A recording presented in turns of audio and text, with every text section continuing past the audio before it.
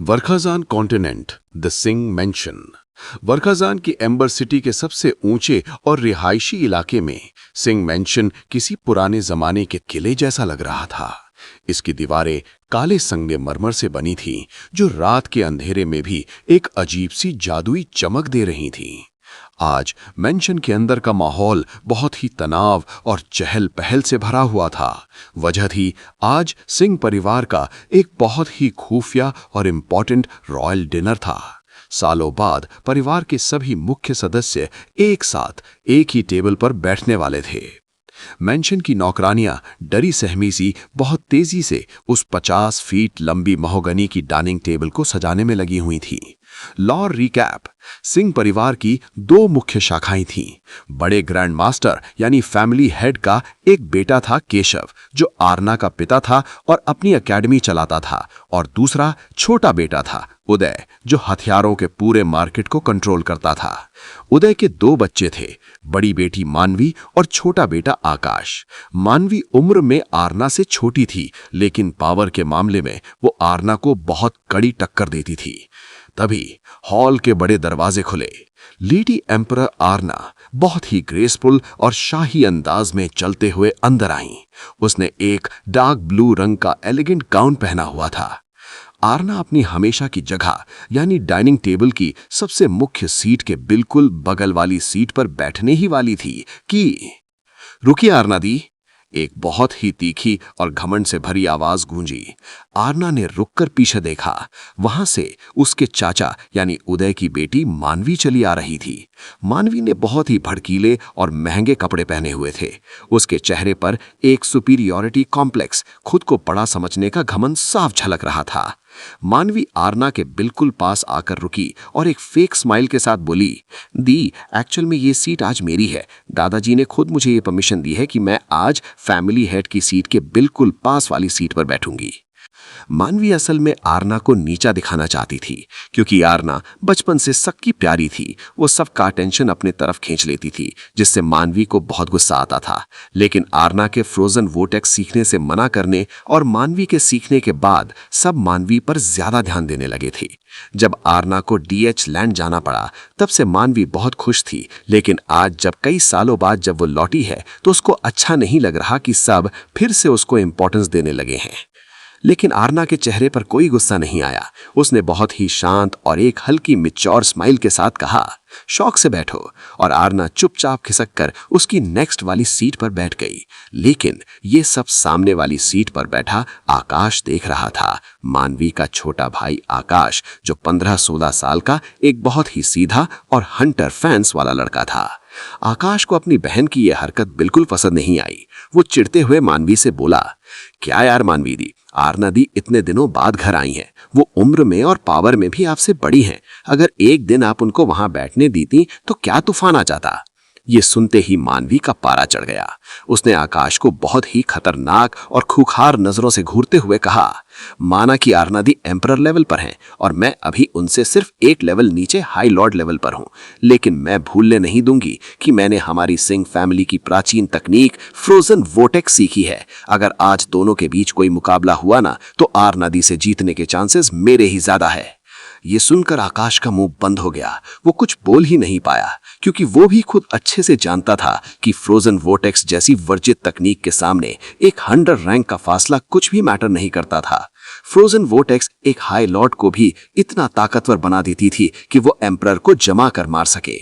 आरना अपनी स्माइल बनाए रखते हुए बहुत ही शांत आवाज में बोली, बेशक मुझे पूरा यकीन है कि मेरी छोटी बहन मुझसे ज्यादा ताकतवर है। आरना की इस कैजुअल इग्नोरेंस को देखकर मानवी को और भी ज्यादा गुस्सा आ गया। वो चाहती थी कि आरना उससे बहस करे, पर आरना ने उसे घास ही नहीं डाली। धीरे धीरे डाइनिंग रूम में फैमिली के बाकी लोग भी आते जा रहे थे। आरना की माँ और मानवी की माँ भी आकर अपनी अपनी सीट्स पर बैठ गईं।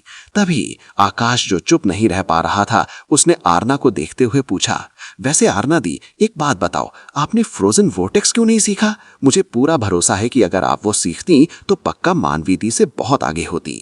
ये सुनते ही मानवी फिर से आकाश को कच्चा चबाने वाली नजरों से घूरने लगी। तभी हॉल में केशव, आरना के पिता और उदय, आकाश के पिता भी बातें करते हुए अंदर आ गए।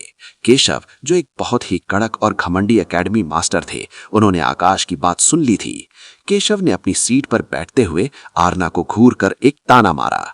मैंने तो कितनी बार बोला है इस महारानी आरना को कि हमारी खानदानी टेक्निक सीख लो, लेकिन ये मानती ही नहीं है। इसे तो अपना अलग ही रास्ता चुनना था ना। द्रोणा एकेडमी में जाकर बैठ गई। ये सुनकर आरना ने बहुत ही शांति से लेकिन एक विद्रोही अंदाज में अपनी प्लेट से नजरें उठाकर अपने पिता को देखा और कहा, मुझे उस तकनीक की कोई जरूरत नहीं है डैड। आरना की आवाज में एक अजीब सा ठहराव था। मैं खुद के दम पर सब कुछ हासिल करना चाहती हूँ। फैमिली की टेक्निक से हासिल की गई ताकत क्या सच में मेरी अपनी ताकत होगी? मेरे हिसाब से वो ऐसा है कि हम अपनी फैमिली की पावर के दम पर खुद को दुनिया के सामने ताकतवर साबित करने का दिखावा कर रहे हैं। मैं सिंह फैमिली के नाम के साए में नहीं जीना चाहती। ये बात बिल्कुल वैसी ही थी जैसी सालों पहले आरना की बुआ सुभद्रा यानी ध्रुवांश की मां ने कही थी जब वो इस घर को छोड़कर भागी थी। आरना की इस बेबाक बात से मानवी और केशव के मुंह गुस्से से बन गए, लेकिन आरना के चाचा यानी उदय के चेहरे पर एक बहुत ही प्रैक्टिकल सी मुस्कान आ गई। उदय की सोच भी आरना के जैसी ही थी। शुरुआत में अपने पिता की नजरों में उठने के लिए और अपने बड़े भाई केशव से आगे निकलने के लिए उदय ने भी फ्रोजन वोटेक्स सीखा था, लेकिन उदय को लड़ना नहीं था। और जैसे जैसे समय बीता और केशव उस टेक्निक में बहुत अच्छा 4th स्टेज पर करने लगा, तो उदय ने फ्रोजन वोटेक्स को पहले ही स्टेज पर हमेशा के लिए छोड़ दिया और वो हंटर दुनिया के सबसे बड़े वेपन मार्केट में घुस गया। आज उदय पूरे वर्खाजान के मार्केट को कंट्रोल करता था और सिंह फैमिली का 50% रेवेन्यू पैसा उदय ही जनरेट करके देता था। तभी आरना ने सबको, खासकर अपने पिता केशव को देखते हुए एक बहुत ही गहरी सांस लेकर कहा, डीएच लैंड में रहने के बाद मेरी आंखें खुली हैं डैड। मैं वहां कुछ ऐसे हंटर्स से मिली जो जीरो से हीरो बने हैं, जिनके पास ना कोई फैमिली नेम था ना कोई लेजेंडरी टेक्निक। एक वक्त पर वो पूरी तरह से हारे हुए थे, मिट्टी में मिले हुए थे, लेकिन जब वो उठे तो ऐसे उठे कि उनके सामने पूरी दुनिया झुक गई। ये सुनकर आकाश की आंखें एक्साइटमेंट से चमक उठी। अरे वाह, ऐसा भी कौन है दी जिसकी आप द लेडी एम्परर आरना इतनी तारीफ कर रही हैं? आरना ने कुछ पुरानी यादों को याद करते हुए कहा, एक तो मेरा ही साथी एम्परर था, शिवाय। वो मुझसे उम्र में 4 साल छोटा है, सिर्फ 25 साल का है, लेकिन अगर वो कभी कोई लड़ाई में मेरे खिलाफ खड़ा हो जाए ना, तो मैं कसम खाकर कहती हूँ मैं उसके सामने ज्यादा देर तक टिक नहीं पाऊंगी। ये सुनकर आकाश का मुंह ओ शेख ने खुल गया, लेकिन केशव और मानवी हैरान नहीं थे, क्योंकि वो लोग शिवाय को बहुत अच्छे से जानते थे। शिवाय एम्परर्स के लिस्ट में बहुत बड़ा नाम था, वो टॉप एम्परर्स में आता था। तभी आकाश ने टेबल पर थोड़ा आगे झुकते हुए पूछा, दी और भी कोई है क्या वैसा फाइटर? आरना ने एक बहुत ही अजीब सी मुस्कान के साथ हाँ में सर हिलाया। हाँ, एक और इंसान है जो शायद आने वाले वक्त में शिवाय को भी पीछे छोड़ दे। कौन? क्या नाम है उसका? आकाश पागलों की तरह एक्साइटेड हो गया। आरना ने मुस्कुराते हुए कहा, उसका नाम ध्रुवांश है। वो सिर्फ 21 साल का है, लेकिन वो इतनी कम उम्र में ही एक हाई लॉर्ड बन चुका है। ध्रुवांश, ये नाम सुनते ही मानवी ने चिढ़ते हुए अपना मुंह बनाया। इसमें क्या बड़ी बात है दी, मैं भी तो 23 की हूं और मैं भी तो हाई लॉर्ड बन चुकी हूं। आरना ने बहुत ही मैच्योर स्माइल के साथ मानवी को देखा।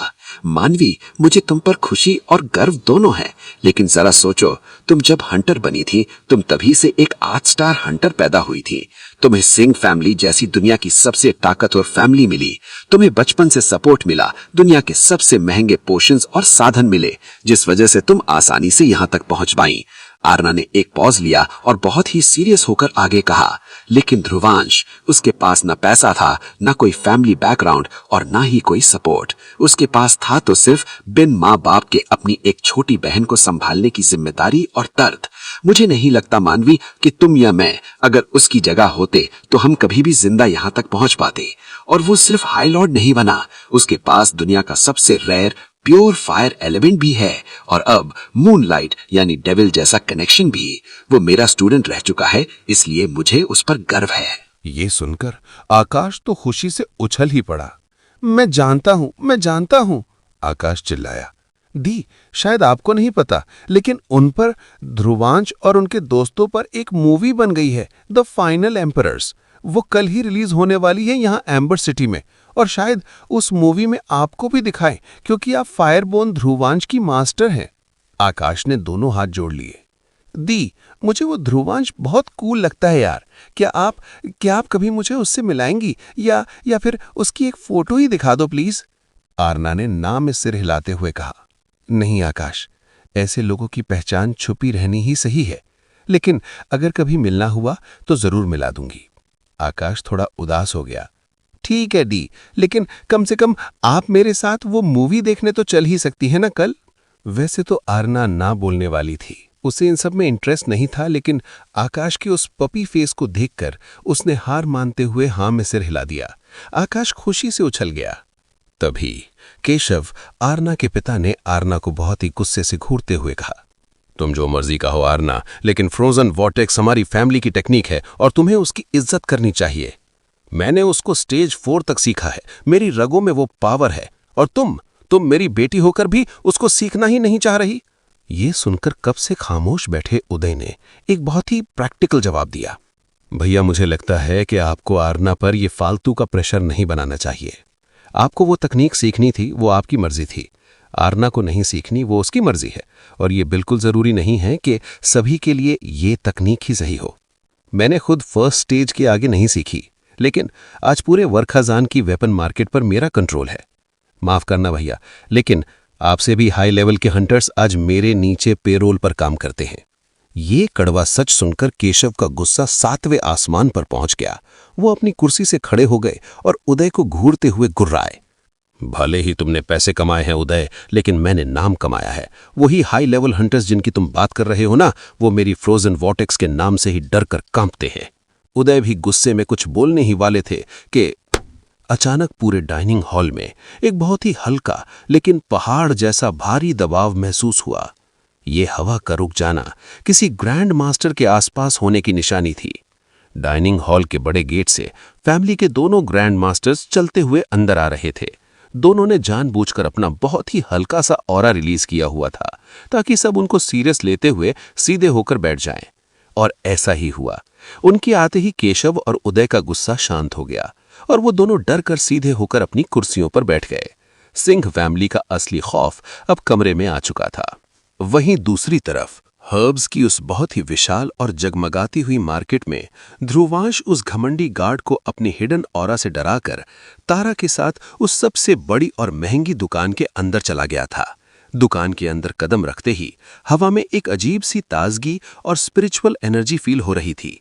वहां चारों तरफ शीशे के डिस्प्ले केस लगे थे, जिनमें दुनिया की सबसे दुर्लभ जड़ी बूटियां और मैजिकल क्रिस्टल्स रखे थे। हवा में एक बहुत ही महंगी और मीठी हर्ब्स की महक फैली हुई थी। तारा ने लंबी सांस खींचते हुए ताज़ा हवा लेते हुए कहा, माय गॉड, यहाँ की तो हर ली हुई सांस भी एक्सपेंसिव लग रही है। तारा ने घबराकर ध्रुवांश का कोट पकड़ा और उसे रोकते हुए डरी हुई आवाज में कहा, सुनो, मेरी मानो तो हमें अभी भी यहाँ से निकल जाना चाहिए। यहाँ आना भी हम अफोर्ड नहीं कर सकते। जब ये लोग प्राइस बताएंगे ना तो हार्ट अटैक आ जाएगा। ये सुनकर ध्रुवांश ने कोई जवाब नहीं दिया। वो बस बहुत ही शांति से अपनी जेब में हाथ डाले हुए अपनी आंखों से चीजों को स्कैन करता हुआ आगे बढ़ गया। तारा ने गुस्से से अपनी मुट्ठी कसते हुए धीरे से बड़बड़ाई, ये खड़ूस इंसान मुझे बार बार गुस्सा दिला रहा है। पता नहीं किस दुनिया के घमंड में जी रहा है। ध्रुवांश वहां पर कुछ खास हर्ब्स की तलाश कर रहा था। वो सीधा एक बहुत ही शानदार गोल्ड प्लेटेड काउंटर पर गया। काउंटर पर एक बहुत ही सूटेड बूटेड आदमी खड़ा था। उस आदमी ने जैसे ही किसी के कदमों की आहट सुनी, उसने एक बहुत ही प्रोफेशनल और फेक स्माइल के साथ अपना सिर ऊपर उठाया और बोला, welcome sir, how can I help you. वो अपनी लाइन पूरी बोलने ही जा रहा था कि उसकी नजर ध्रुवांश और तारा पर गई। ध्रुवांश के कपड़े तो सिर्फ नॉर्मल थे, लेकिन तारा के कपड़े कई जगह से फटे हुए थे। उसकी पैंट पर पुरानी सिलाई लगी हुई थी। उसके जूतों पर कीचड़ लगा हुआ था। वो पूरी तरह से एक स्लम की भिखारिन लग रही थी। ध्रुवांश और तारा को ऊपर से नीचे तक देखते ही उस सूटेड बूटेड आदमी के चेहरे की वो प्रोफेशनल स्माइल एक ही सेकंड में गायब हो गई। उसकी आंखों में एक अजीब सा डिस्गस्ट आ गया। क्या होगा अब इस महंगी दुकान में? क्या वो सेल्समैन भी उस गार्ड की तरह ध्रुवांश और तारा की बेइज्जती करेगा? और जब ध्रुवांश अपनी असली दौलत दिखाएगा तो इन अमीरों का क्या रिएक्शन होगा? कहानी अब एक बहुत ही शानदार मास्टर स्ट्रोक और ईगो ब्रेकिंग मोड पर खड़ी है।